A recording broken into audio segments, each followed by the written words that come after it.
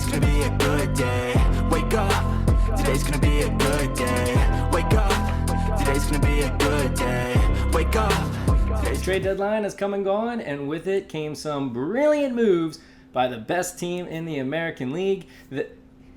No, not you. See where this is going.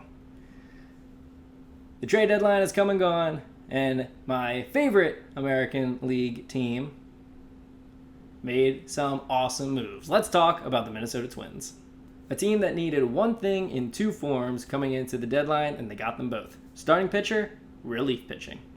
They didn't even have to really give up much to get these guys. They gave up a bunch of lower-level pitching prospects and a couple of good hitters. Spencer Steer is the main one, but there's a lot of really good young hitters in this organization. A lot of their top prospects are offensive players.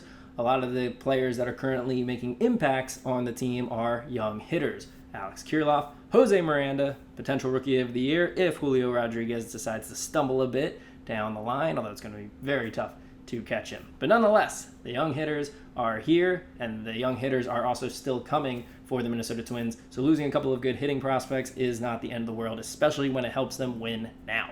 Tyler Malley, Jorge Lopez, Michael Fulmer, and Sandy Leone, a hidden one that a lot of people didn't really talk about because it wasn't a boom, big trade on MLB Network. But Sandy Leone and the Cleveland Guardians swapped him over to the Minnesota Twins for a minor league player, and it turned out big move for the Twins. They needed a backup catcher to help out Gary Sanchez because their starting catcher, Ryan Jeffers, is currently hurt, and Sandy Leone got to play today upon recording, came up with a couple of big hits, so an immediate impact player for a very cheap price. So that's a great behind the scenes or low radar move that could make major impacts for them down the line. Another smaller move, but still important, from another rival in the division, the Detroit Tigers send over Michael Fulmer, a 2016 Rookie of the Year in the American League, having a solid pitching career, having a solid pitching season here in 2022. His ERA is right around 3. He's a solid 6th, 7th inning bullpen arm.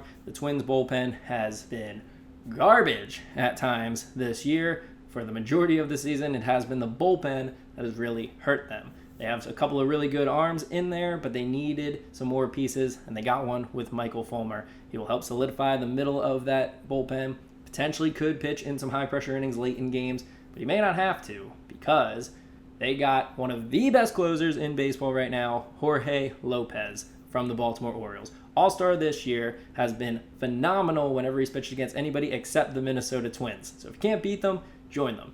Worked out nicely for Jorge Lopez. He's under team control as well for a couple more years, so that is huge. They did have to give away 4 pitching prospects, but again, they were all lower level. You don't know what those guys are going to do. And now, at the major league level, you have Yohan Duran and Jorge Lopez, 8-9.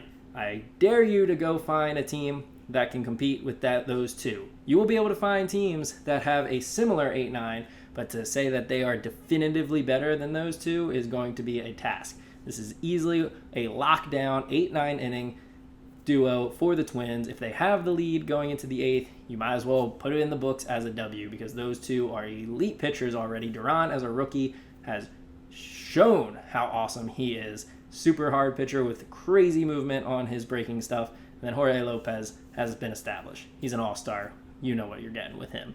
So now all of a sudden with Fulmer, Duran, Lopez, 7-8-9, all of a sudden the bullpen looks like a potential strength for this team.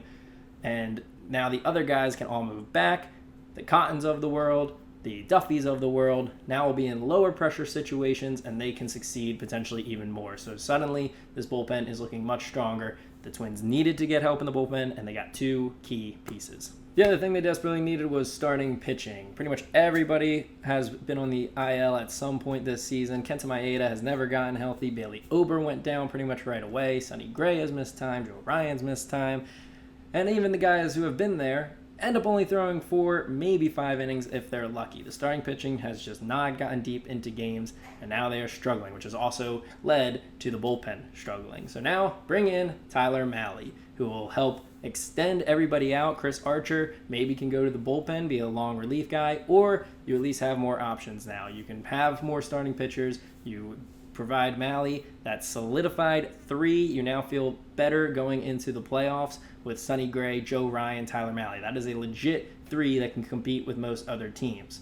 Interesting thing about Malley is that he has the 10th lowest ERA on the road since 2020. His overall numbers are fine. They're not amazing, but they're not bad. But when you take away his home numbers, which he was a Cincinnati Red, so Great American Ballpark, where the ball just flies, he is almost elite. An ERA under 3. He is a huge add for this team. This was one of the top guys that I wanted the Twins to get, mostly because of Nash Walker, host of Locked On Twins, a writer for Twins Daily. He had basically created the narrative that Tyler Malley is the guy. He pulled out the numbers and said, this is going to be the guy who's not going to cost too much, but could be really effective for them going down the line. So now they have another solidified starter. They have 3 legit starters now with Sonny Gray, Joe Ryan, and Tyler Malley. It helps out the rest of the guys. If Smeltzer can get healthy, if Winder can get healthy, then now all of a sudden you have 6-7 starters that could potentially throw. It allows those games when Archer doesn't throw more than 3 innings,